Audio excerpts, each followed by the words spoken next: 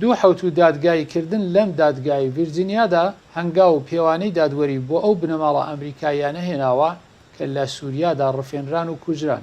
دەستەیەکی سوێند خواردووان ئەلشافعی ئەلشەیخی وڵاتێکی بریتانیایان بە تاوانبار ناسان چونکە لەلایەن داعیشەوە ڕۆڵی لە بەبارمەتەگرتنی 26 گیراوی ڕۆژاواییدا هەبوو. ئەلشێخ بەشێک لە شانەیەکی داعیش بووە لە ساڵی 2018 لەگەڵ ئەلێکساندر کۆتەی گیراو هەردووچیان لە ساڵی 2020 بۆ دادگایکردن هێنرانەوە ئەمریکا. کۆتەی لە 2021 دانی بە تاوانەکەی داهێنا. لە 14 مانگی 4 دەستەیەکی سوێند خواردووان ئەلشێخیان بە تاوانبار ناسان چونکە لەسەر 8 تاوانی پەیوەندیدار بە بارمەتەگرتن و کوشتنی ڕۆژنامەوانانی ئەمریکایی جیمس فۆلی و ستیڤن ساتلاف و کارمەندانی بەشی یارمەتیدان پیتەر کەیسینگ و کایل مولێردا دەستی هەبوو. بنەماڵەکانی ئەو بەبارمەتەگیراوانە پێشوازیان لەو بڕیارەی دادگایی کردو دەڵێن داد سەرکەوت.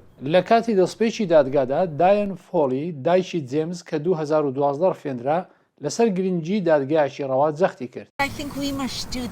پێم وایە دەبێ بە پێچەوانەی ئەوەی ئەنجام درا ڕەفتار بکەین. بە بڕوای من ئەوە جیاوازیەکی گەورەیە. مەبەستم ئەوەیە کە بارمتەکانی بریتانیایی و ئەمریکایی هیچیان پێنەدرا وەک ماڵات لەگەڵیان ڕەفتار کرا. ئەشکەنجە دران، برسێتیان چەشت، نادادپەروەریەکی زۆریان بەرامبەر کرا.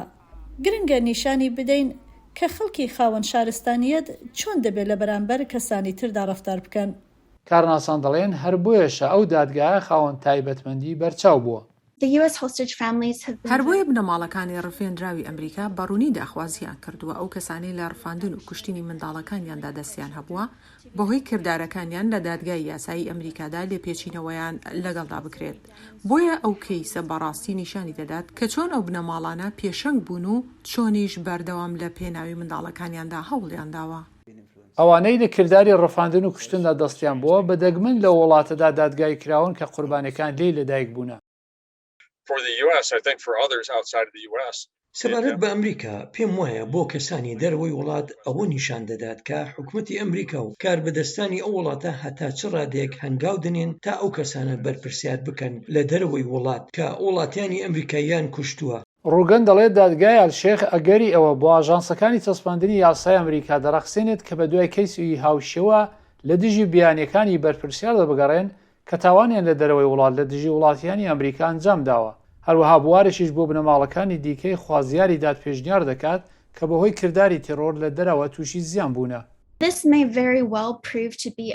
ئەوە ڕەنگە سەلماندنێکی زۆر باش و مۆدلێک بێت بۆ بنەماڵەکان و ئەوانش کە بە زیندوی ماون. چاو لەو کەسانە بکەن و بڵێن ئەمە شتەیە کە دەمەوێت. ئەوە ئەو یەکسانیەیە کە بۆ خۆشەویستانی خۆمان دەمانەوێت. فۆگێت دەڵێت بۆ ئەوەی کە دادگای لەو شێوەیە لە ئەمریکا دووپات بێتەوە هاوکارێکی فرەلایەنەی کاریگەر لەگەڵ هاوبەش و هاوبەندانی ئەمریکا لە دەرەوەی جیهان پێویستە درێژەی هەبێت.